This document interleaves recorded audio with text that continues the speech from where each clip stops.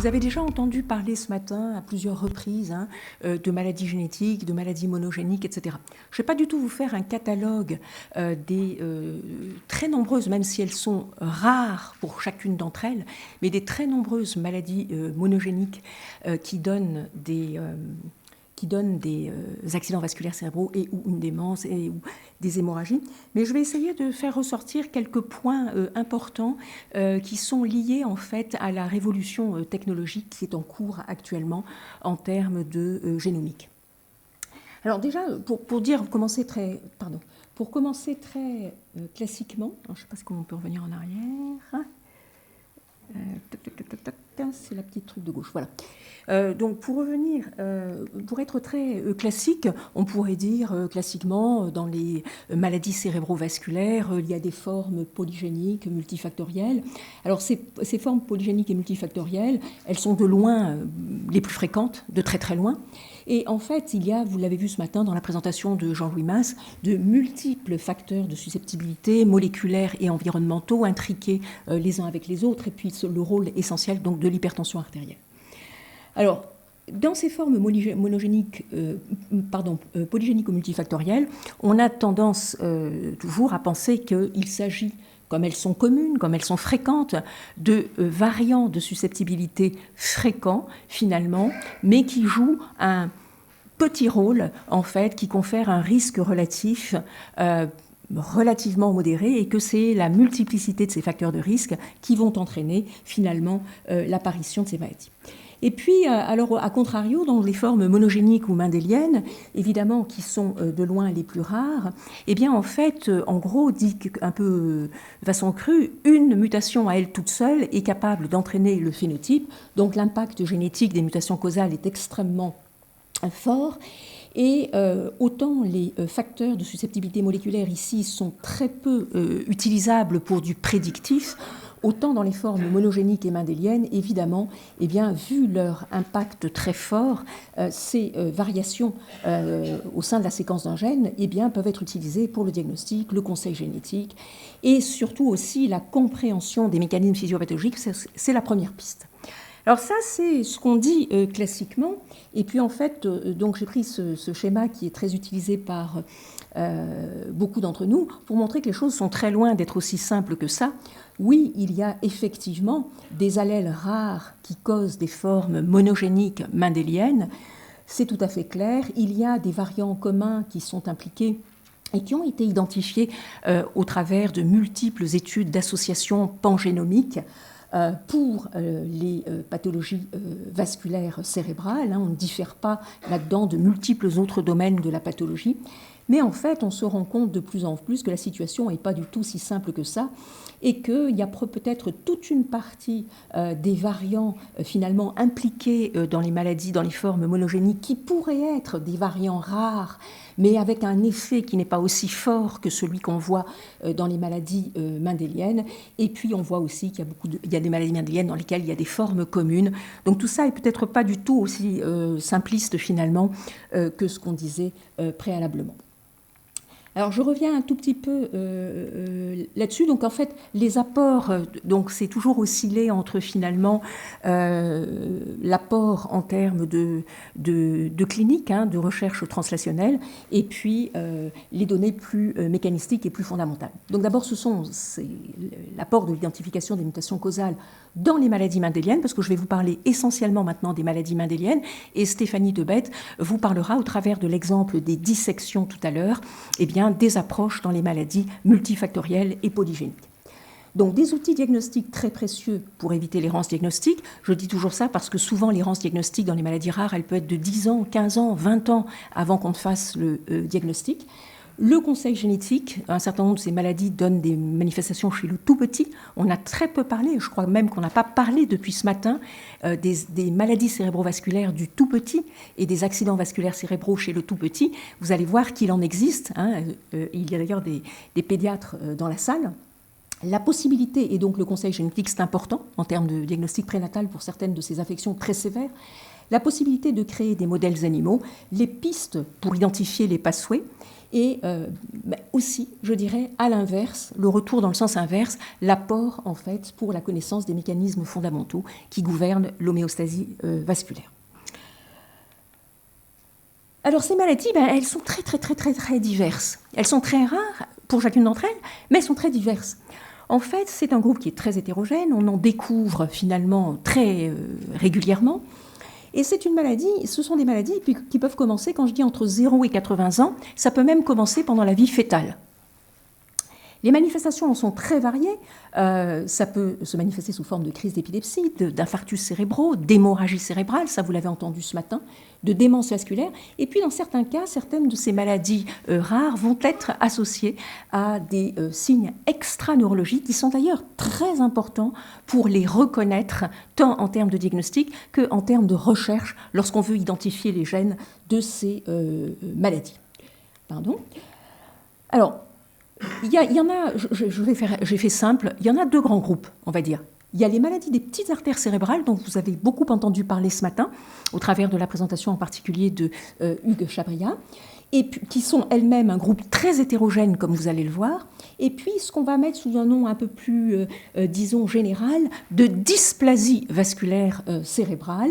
Et ces dysplasies vasculaires cérébrales peuvent toucher aussi bien les capillaires, les veines, les petites artères, voire plusieurs compartiments à la fois. Les modes de transmission, ils sont aussi très variés. Et puis, dans certaines de ces affections, on peut avoir une forme commune, et puis une forme ou plusieurs formes mendéliennes. Alors, comme je vous le disais, je ne vais pas du tout vous faire un catalogue. Je pense que vous avez déjà beaucoup entendu parler ce matin de cette maladie des petites artères-là qui est liée à une mutation du récepteur NOTCH3. Vous allez entendre beaucoup parler cet après-midi au travers des modèles animaux de maladies des petites artères. En fait, tout ce qu'a apporté l'exploration dans ces modèles animaux. Donc, en fait, je vais me servir de cet exemple-là, non pas pour vous dire en quoi consiste Cadazil, mais pour vous montrer combien l'explosion des technologies a changé et change tous les jours la vitesse à laquelle nous allons progresser sur l'identification des gènes et la génomique de ces affections. Alors, je vous cite simplement avant, pour que vous ayez une petite idée, en fait, finalement, les angiopathies amyloïdes autosomiques dominantes. On vous a parlé ce matin d'une forme sporadique, de très loin la plus fréquente, mais il existe multiples angiopathies amyloïdes, vous voyez, avec ce gène APP dont on vous a déjà parlé, mais il y a d'autres gènes. Alors, une maladie qu'on appelle le Ernst, dans laquelle il y a une composante inflammatoire, sur laquelle je ne m'étendrai pas, qui est une maladie extrêmement rare. Cette maladie récessive, dont on vous a parlé aussi un petit peu ce matin, extrêmement rare pour l'instant, 12 familles rapportées dans la littérature au Japon, alors que la première famille a été identifiée en 1966. Et c'est une des exceptionnelles maladies de l'adulte mendélienne qui ne soit pas autosomique dominante. Alors, les collagénopathies, c'est pareil, Hugues en a parlé un petit peu ce matin, avec les mutations de COL4A1, COL4A2, et un phénotype extraordinairement varié, une pénétrance incomplète, une expressivité extrêmement variée. Et vous voyez, autant cette maladie sont des maladies de l'adulte, eh bien, les collagénopathies, vous avez des maladies du tout petit, des maladies de l'adulte, des maladies de l'enfant. Et ce sont des maladies qui peuvent, pour vous donner un exemple de la variabilité, entraîner des hémorragies cérébrales chez le fœtus et avoir des gens qui ont 75 ans et qui ont des stigmates, si vous les regardez à l'IRM, mais qui n'ont jamais fait de manifestation clinique. Donc une extrême variabilité. Il serait très important dans ce type de maladie d'identifier les gènes modificateurs et les gènes protecteurs parce que la pénétrance est extrêmement variable.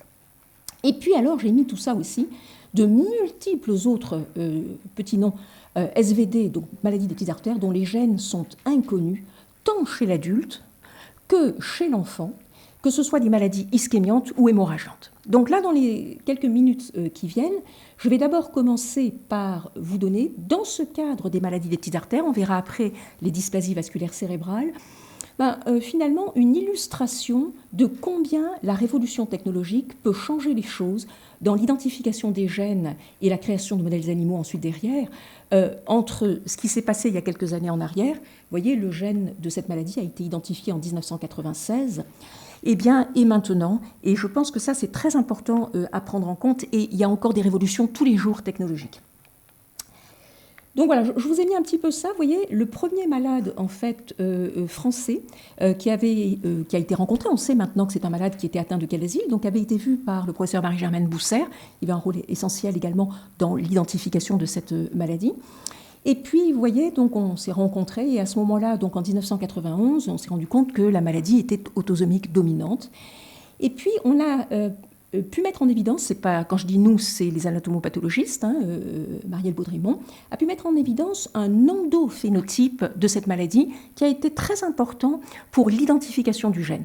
Et on est maintenant confronté à, on en discutait hier dans le cadre d'une thèse de science, à cette problématique d'être capable par des endophénotypes de constituer des cohortes homogènes de patients lorsqu'on ne connaît pas le gène et qu'on veut l'identifier pour éviter de mélanger les patients. Et puis donc la localisation du gène qui a été réalisée dans le laboratoire en 1993 et l'identification du gène en 1987. Donc si on fait le compte quand même quelque part, entre 76 et 96, il s'est quand même écoulé 20 ans. Alors c'est une maladie qui n'était pas connue, donc il a fallu d'abord l'identifier, la sortir du lot des maladies des petites artères cérébrales, qui était en plus mal connu à l'époque, et puis IRM, et maintenant, donc, on a un marqueur moléculaire de cette maladie. Hugues vous a dit, le gène NOTCH3 a été identifié. Donc c'est un outil crucial pour le démembrement moléculaire des autres SVD. Alors pourquoi je dis des autres SVD ? Parce que quand il y a 500 malades qui se présentent par an pour le diagnostic moléculaire, criblage du gène NOTCH3 pour une suspicion de calazyle au laboratoire hospitalier, eh bien, on ne va trouver de mutation dans ce gène qu'entre 10 et 12% des cas.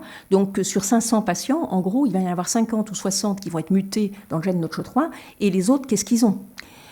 Donc, vous voyez que, et en même temps, c'est très important de sortir ceux pour lesquels on connaît le gène. Et bien sûr, il va une piste immédiate pour essayer de comprendre et d'accrocher les mécanismes, en particulier au travers de la possibilité de créer. Donc je reviens, vous voyez finalement 76-96. Alors sur la diapositive suivante, je voulais, vous le savez tous dans la salle, je crois qu'on a tous vécu depuis les années 2008-2009 une vraie révolution technologique avec la mise à disposition finalement quelque part dans les laboratoires de techniques extrêmement haut débit, tant dans le génotypage que dans le séquençage, et qui permettent maintenant ce qu'on ne pouvait absolument pas faire avant, utiliser de toutes petites familles et même des cas sporadiques en fait pour identifier les gènes qui sont responsables, dans un premier temps en séquençant l'exome entier, puis dans un deuxième temps, qui n'est pas encore en routine là actuellement, qui est le séquençage du génome entier. Et donc ça a considérablement accéléré, mais tout en sachant que ce n'est pas du tout miraculeux, mais ça a considérablement accéléré l'identification des gènes. Alors, je vais vous montrer un petit exemple vécu vous voyez, par exemple, en 2009, il y a un de ces patients, tu le reconnaîtras probablement, Hugues, qui nous a été adressé pour le criblage du gène NOTCH3 et qui était négatif. Et en regardant l'histoire clinique de ce patient, on se rend compte que son frère a probablement la même chose. Et puis, comme on a des dictionnaires de patronymes dans le laboratoire, on s'est rendu compte en fait qu'il y avait cette dame-là qui ne connaissait pas ses deux cousins, mais que cette dame-là, avec son nom, elle nous avait été envoyée par un autre laboratoire, un autre service de clinique à Rouen, et que finalement c'était la cousine germaine de ces deux personnes. Et vous voyez que quand on regarde leurs IRM, bien, ils ont cette leucoencéphalopathie, ces images lacunaires, plus ou moins marquées d'ailleurs selon les gens.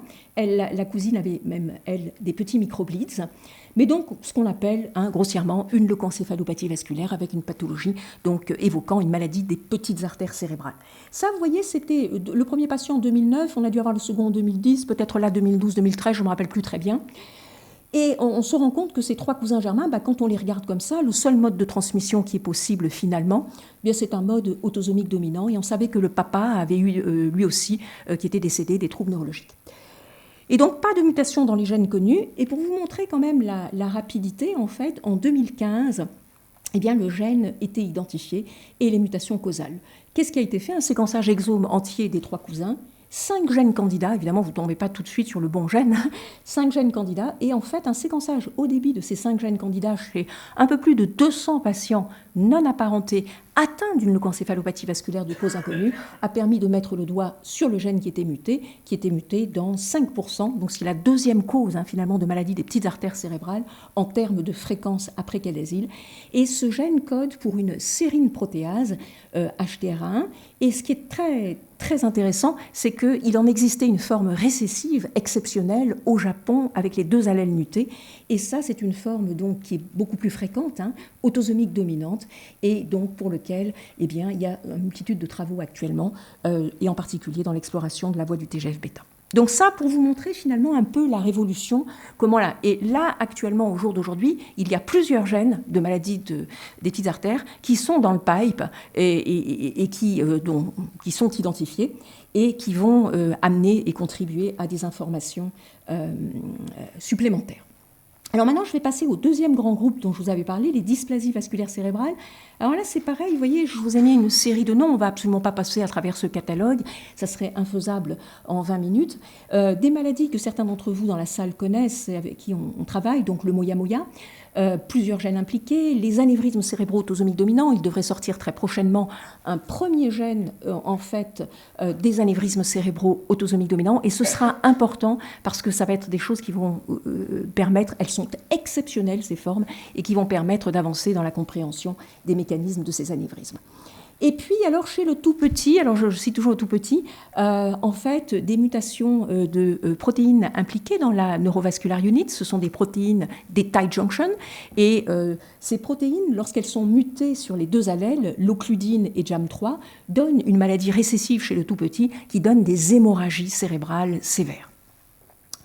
Alors, je ne vais pas continuer, je vais me concentrer sur cette forme-là pour une raison, c'est d'une part parce que justement, vous verrez que les composés, les gènes qui sont mutés dans cette affection, eh bien, interagissent avec les composants et les acteurs qui sont importants dans la neurovascular unit, et surtout pour vous montrer que même si ça reste un défi actuellement de passer du gène à la thérapeutique, vous allez voir que finalement, dans cette affection, eh bien, les choses ont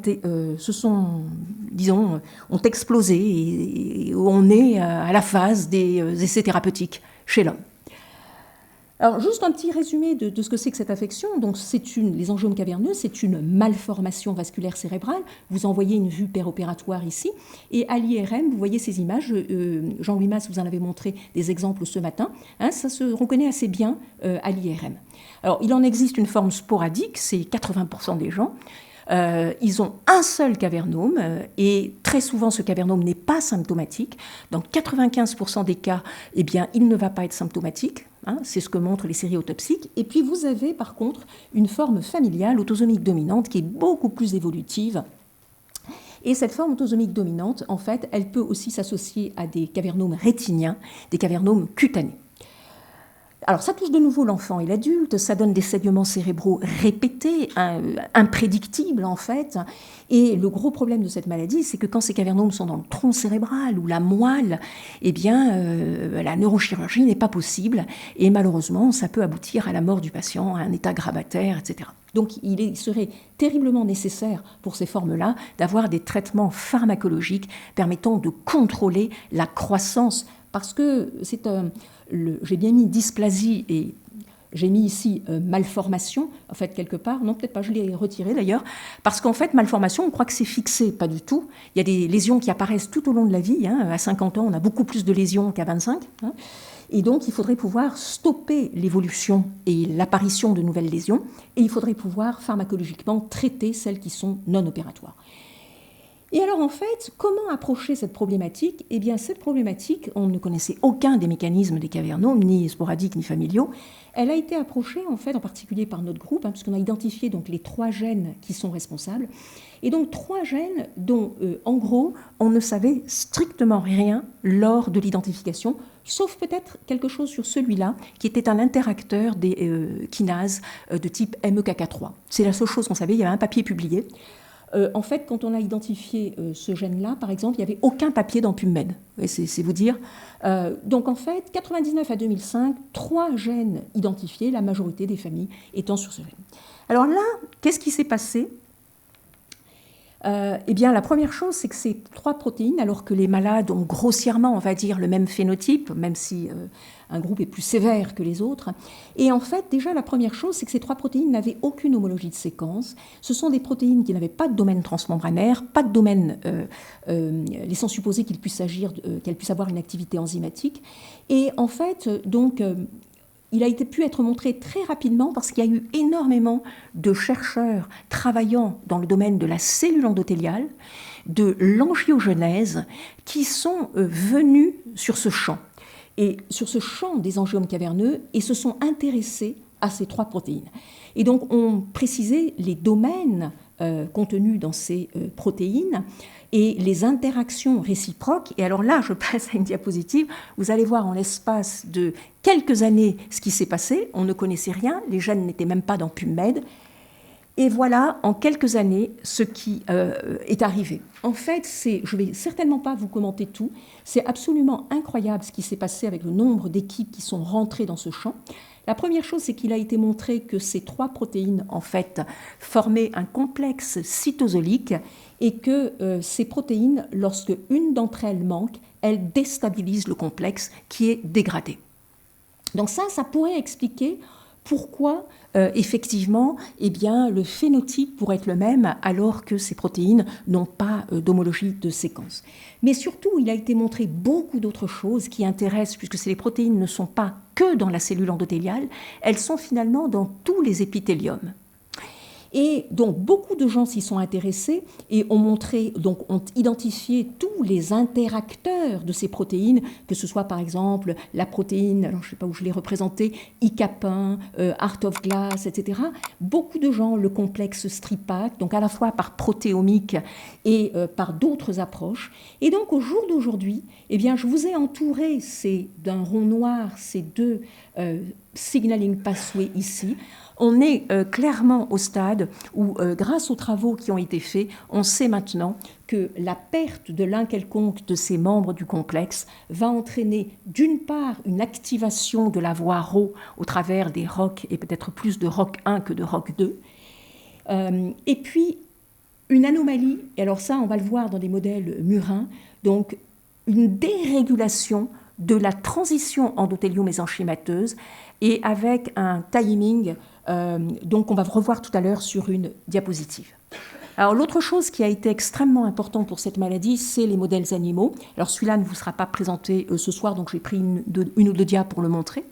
En fait, ce qui est extraordinaire, donc, c'est des modèles donc, de souris floxées pour chacun des 3 gènes CCM, et dans lequel les gènes sont invalidés par croisement avec un promoteur, donc exprimant la creux sous la gouvernance du promoteur de la VE-cadérine, une molécule endothéliale par excellence.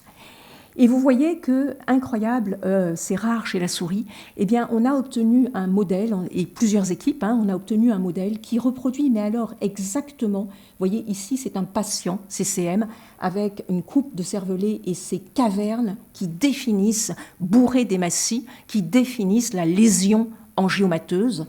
Et vous voyez qu'ici, vous avez les cavernes de la souris. Alors, il y a aussi des anomalies des cavernomes rétiniens chez les patients, et vous voyez que là aussi, chez la souris, vous avez les cavernomes rétiniens. Et vous voyez ici un contrôle, ces lésions dans le cervelet qui peuvent être extrêmement graves avec des hémorragies. Bref, un modèle, on ne pouvait pas rêver mieux, qui vraiment reproduit la maladie cavernomateuse. Et je vous avais dit que on était vraiment à la frontière des essais thérapeutiques.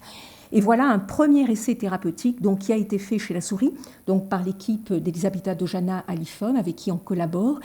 Et ce qui a été montré dans le modèle ICCM3, c'est qu'en fait, lorsque vous perdez par invalidation le gène CCM3, eh bien, vous avez en fait un démantèlement, le gène CCM3 comme CCM2 comme CCM1 interagissent avec la VE-cadérine et lorsque vous les perdez, vous avez un démantèlement de cette jonction et une protéine qui est la bêta-caténine qui est présente à la jonction se retrouve libérée et va aller en fait dans le noyau où elle va activer toute une série de gènes cibles.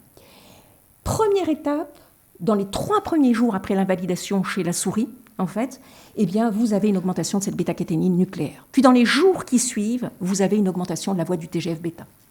Ce sulindac sulfone, en fait, c'est un composé qui est un inhibiteur de la bêta-caténine, et cet inhibiteur par différents mécanismes, et cet inhibiteur de la bêta-caténine, en fait, vous voyez ici un animal contrôle, 3 jours postnatal, 5 jours, 7 jours, on invalide le gène au premier jour postnatal avec le tamoxifène, et vous voyez que ça, c'est finalement l'animal traité par un composé qui n'a pas d'effet.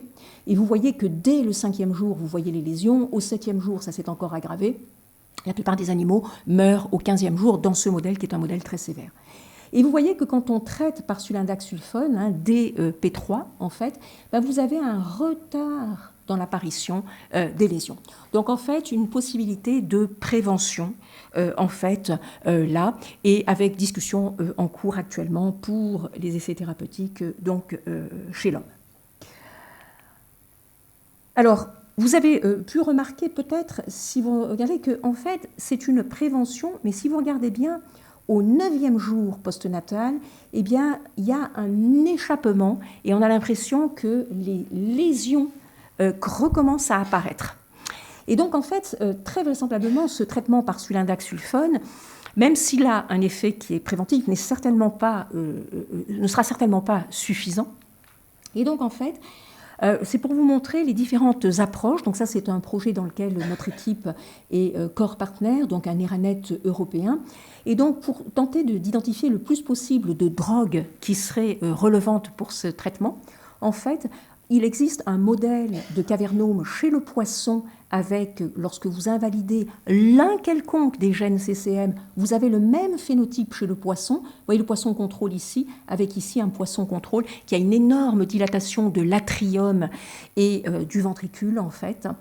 Et c'est un modèle donc, qui est tout à fait screenable dans des petits puits avec un criblage haut débit. Vous pouvez regarder avec des composés si vous arrivez à faire rétrocéder ce phénotype. Pareil, encore plus rapide dans le screening, le C. elegans, dans lequel, lorsque vous mutez CCM3, eh bien, vous avez en fait une troncation complète de ce qu'on appelle le canal excrétoire. Et donc, le projet qui a été monté, c'est un screening qui a déjà démarré, qui est un screening à très haut débit, en fait, à la fois chez C. elegans d'une multitude de librairies de composés, chez le poisson zèbre, une autre multitude, et enfin, en dernière étape, eh bien c'est là que notre groupe arrive, et puisque la souris n'est pas du tout adaptée à faire des modèles haut débit, pour screener en haut débit, ce serait quand même vraiment lourd, eh bien les composés relevantes qui seront identifiés dans ces 2 étapes passeront ensuite donc, dans le criblage souris. Donc voilà, je voulais conclure sur ce take-home message en fait. Donc d'une part, la très grande diversité clinique et moléculaire des affections mendéliennes, à la fois évidemment dans leurs manifestations, chez l'enfant comme chez l'adulte, mais aussi dans le très grand nombre de gènes qui peuvent être impliqués, qui sont des gènes d'ailleurs dans des secteurs totalement différents. La matrice extracellulaire, récepteur Notch, une enzyme comme TREX1 qui est une exonucléase, une sérine protéase. Alors on imagine quand même des mécanismes communs, par exemple, possibles pour les maladies des petites artères. Pour les dysplasies, bien sûr, c'est encore tout à fait autre chose. L'apport considérable de l'identification des gènes impliqués et des mutations causales pour pouvoir avoir une piste pour avancer sur les mécanismes et aussi identifier les pathways normaux. Et je voudrais insister aussi sur l'apport considérable des révolutions technologiques, en fait, parce que non seulement elles vont nous permettre, je pense que d'ici à 5 ans, selon toute logique, on devrait pouvoir avoir identifié, je pense, tous les gènes, en tout cas responsables des formes mendéliennes. Par contre, l'immense travail qui vient immédiatement derrière, c'est d'aller identifier les gènes modificateurs, les gènes protecteurs, les formes oligogéniques, et là, les outils vont permettre de le faire. Un des des outils importants, ça sera la bioinformatique. Parce qu'on arrive à générer les données, mais le problème va être de les gérer et de les analyser, avec en particulier, quand je dis la bioinformatique, c'est un peu restreint. Ce que je veux dire aussi, c'est la méthodologie statistique qui va être cruciale. Voilà. Et là, je voulais juste dire, parce que j'ai dû mettre une diapo, voilà, hein, de toutes les personnes qui participent et qui nous aident dans ce projet. Donc Dominique Hervé et Hugues Chabria qui est ici, les personnes du laboratoire diagnostic, Gwenola qui a été instrumentale dans toute la partie des modèles murins, Anne Joutel, l'équipe de Anne Joutel elle vous montrera cet après-midi l'énorme travail sur les modèles animaux des petites artères cérébrales. Voilà, et nos collaborations en particulier, celle avec Elisabetta de Jana. Merci.